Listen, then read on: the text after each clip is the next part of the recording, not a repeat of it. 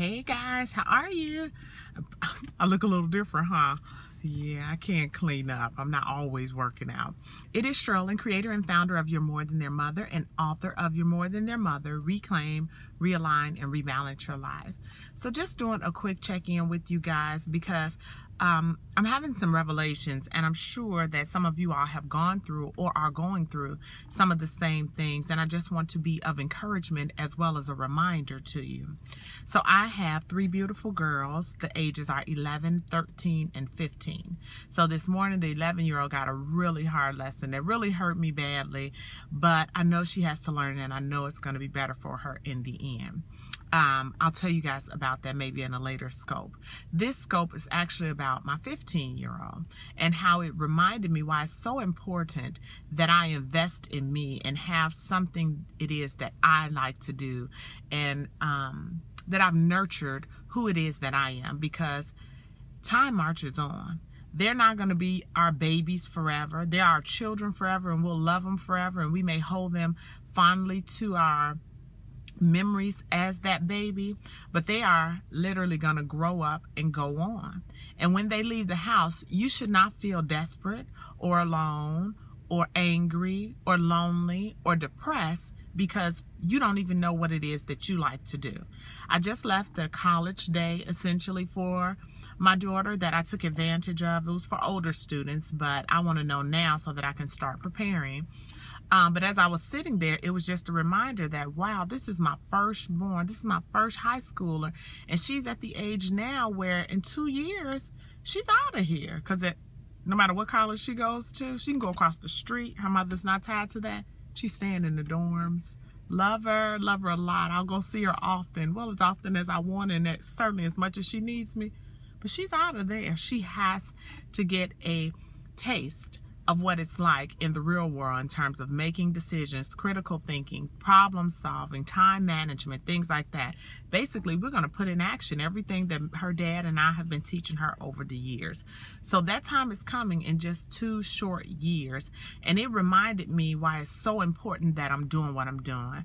I love being a speaker. I love being a motivational speaker. I love pouring back into moms who are basically on that same path, or who were on that same road that I was initially, who thought I had to give up my dreams in order to be a good mom and to be a good wife to my wonderful husband, who thought that they had to pour it all into their children and that there was no time for them, or we didn't treat our appointments and desires and wants and needs in some case with the same sense of urgency and the same sense of care that we treated our children. And while that may work for a moment, that over time is wearing. It tears you down internally, and it is just one that really will have you ended up depressed and really resentful. I know I always say that I was depressed, and I do not take that word lightly. It is self-diagnosed when I say that, meaning no doctor had told me that, or I wasn't on any type of prescription medication. But all I wanted to do was go to bed. I was hardly getting dressed, and I love to zhush up. I was hardly getting dressed. I had gained so much weight that it was crazy, and I've never been a little girl, but I was a big girl then. And I was eating what I thought I was doing was eating away my pain or my frustration or my resentment, really. And it just really resulted in unhealthy habits, feeling bad, really feeling worse, and looking worse, physically, mentally, spiritually, emotionally. It just was not a good place. So it feels so good now. Everything is in congruence now.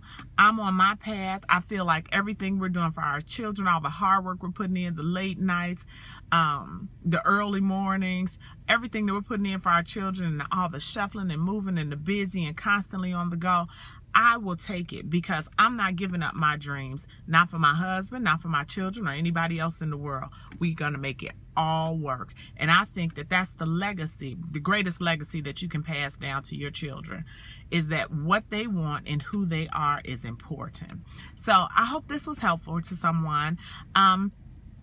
Again, they're going to grow up and go on, and that's what we want. That's what we are grooming them for from the moment we bring their beautiful selves home. Just make sure that you're taking care of you, so when that time comes, you can go off joyfully and expand on the investment of you. Okay, so I hope that helps.